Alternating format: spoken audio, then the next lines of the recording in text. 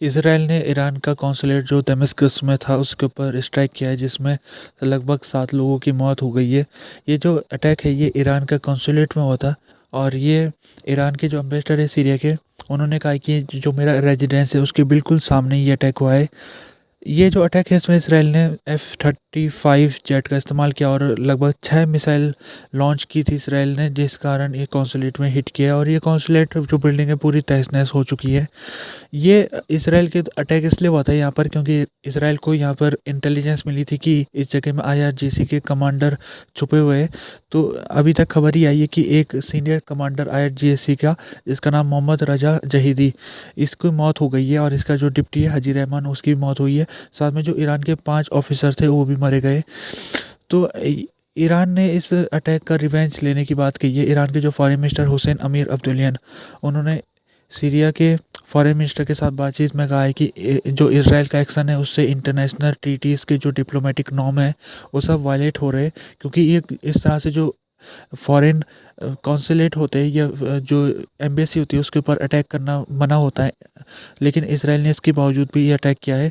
साथ में जो ईरान ने ये भी कहा है कि हम इस स्ट्राइक जो हमारे ऊपर हुआ है उसको हम रिस्पॉन्ड करेंगे और इसराइल को आने वाले समय में इसराइल को नुकसान पहुंचाएंगे। जैसे हमारे ऊपर उसने स्ट्राइक किया उसी प्रकार से हम भी उतनी ही हार्सनेस और उतनी मैग्नीट्यूड का स्ट्राइक इसराइल के ऊपर करेंगे।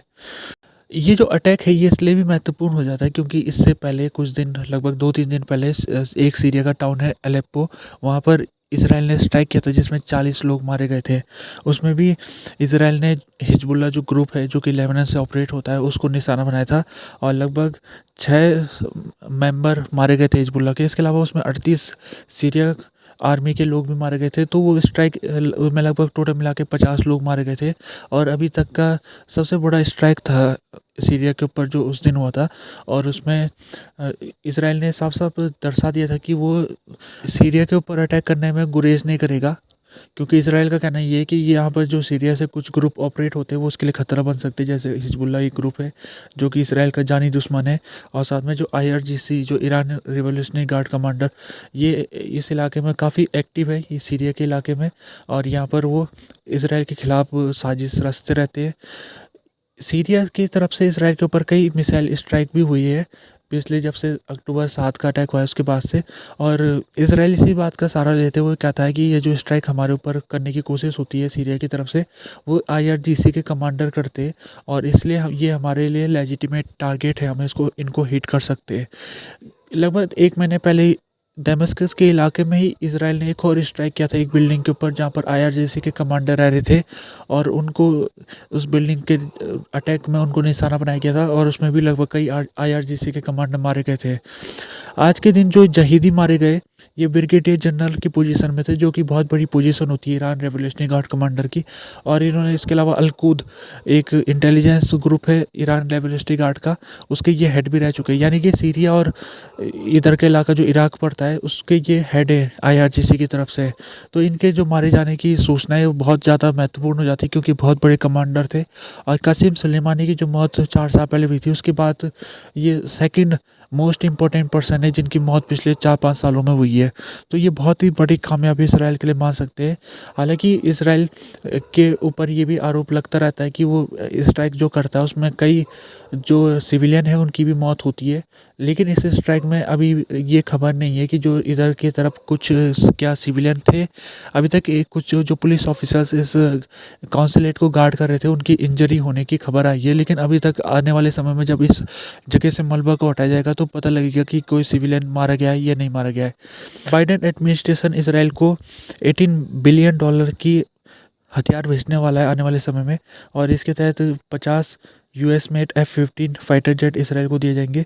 तो ये जो डील है $18 बिलियन की, ये अभी तक का इसराइल को दिया जाने वाला सबसे बड़ा मिलिट्री हेल्प है जब से लड़ाई शुरू हुई है अक्टूबर 7 के बाद से। और अमेरिका के ऊपर अभी तक ये एक दबाव बनाने की कोशिश हो रही है कि अमेरिका जो आर्म सेल इसराइल को करता है वो करना बंद कर दे, क्योंकि इसराइल जो उसको आर्म्स मिल रहे उसका वो इस्तेमाल गाजा के लोगों के ऊपर कर रहा है।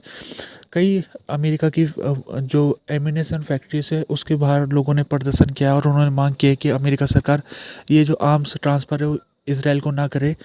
अमेरिका सरकार ने भी कुछ ऐसा संकेत दिया था कि आने वाले समय में अगर रफ़ा के ऊपर इसराइल ऑफेंसिव करेगा तो फिर अमेरिका इसराइल को वेपन नहीं देगा, जो एडवांस वेपन है उसको नहीं देगा। लेकिन जो खबर आ रही है उससे तो ये भी लग रहा है कि अमेरिका बड़े पैमाने में इसराइल को मिलिट्री हेल्प देने के लिए तैयार है। अभी परसों ये भी खबर आई थी कि उसने जो एडवांस बॉम्ब, जिसको हम प्रिसिशन गाइडेड बॉम्ब भी कहते हैं, वो इसराइल को देने के लिए तैयार है। लगभग 250 बॉम्ब, जो 1000 किलो का एक बॉम्ब है वो देगा। इसके अलावा 82 बॉम्ब, जो कि एक बम 250 किलो का होता है, वो भी उसको देगा।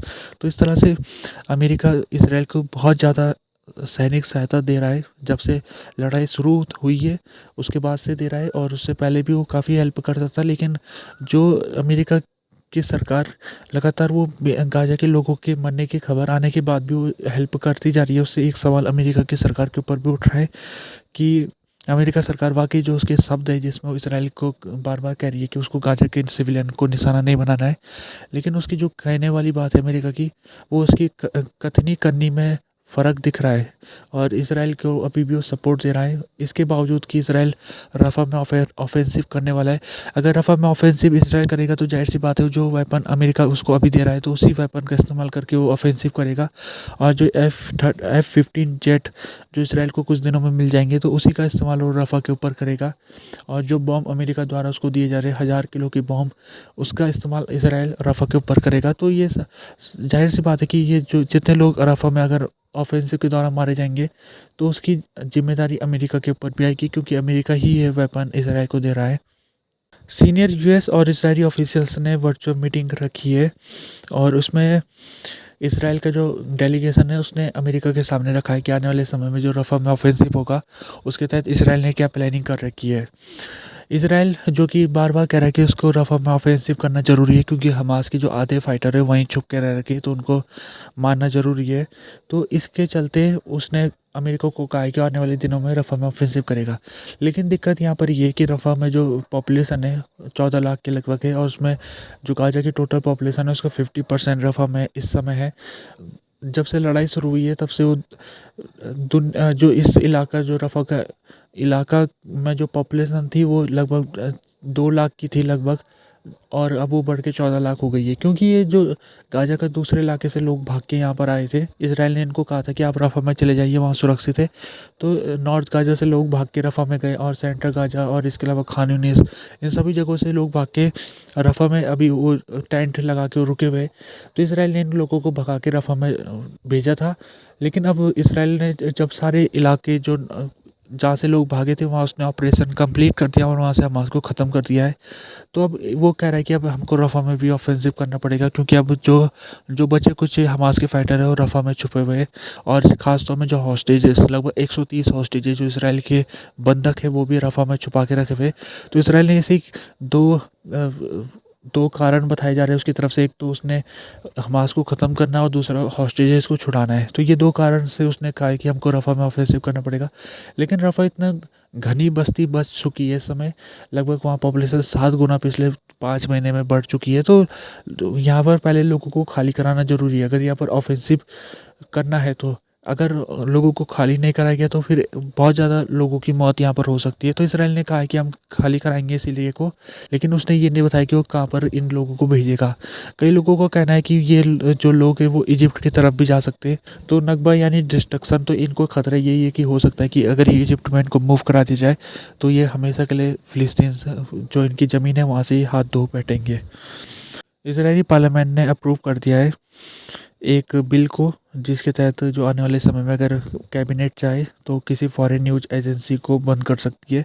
तो इस समय जो अल जज़ीरा नेटवर्क है, जो कि कतर बेस्ड ग्रुप है ये, और वहाँ का ये चैनल है, लेकिन ये पूरी दुनिया में ऑपरेट होता है, सभी दुनिया भर के देशों में ब्रॉडकास्ट होता है चैनल। ये समय इसराइल में भी ब्रॉडकास्ट हो रहा है, और इसराइल में कई अल जज़ीरा के पत्रकार काम कर रहे हैं। साथ में गाजा जो जहाँ पर लड़ाई चली है वहाँ पर भी एकमात्र नेटवर्क जो इस समय काम कर रहा है वो अल जज़ीरा नेटवर्क है। तो अल जज़ीरा नेटवर्क जब से लड़ाई शुरू हुई है तब से उसकी भूमिका बहुत ज़्यादा महत्वपूर्ण बताई जा रही है, क्योंकि गाज़ा की जो ज़मीनी हकीकत है वो अल जज़ीरा के रिपोर्टर दुनिया के सामने रख रहे हैं। और गाज़ा में किस तरह से लोगों की मौत हो रही है, किस प्रकार से सिविलियन लोगों को निशाना बनाया जा रहा है, वो सारी खबरें अल जज़ीरा के रिपोर्टर दुनिया भर के लोगों तक पहुंचा रहे। इसराइल इससे खुश नहीं है और उसने अल जज़ीरा के ऊपर आरोप लगाया कि अल जज़ीरा हमास की मदद कर रहा है। तो अल जज़ीरा के ऊपर हो सकता है कि आने वाले दिनों में इसराइल में जो ऑपरेट्स उसका सिस्टम होता है उसको बंद कर दिया जाए।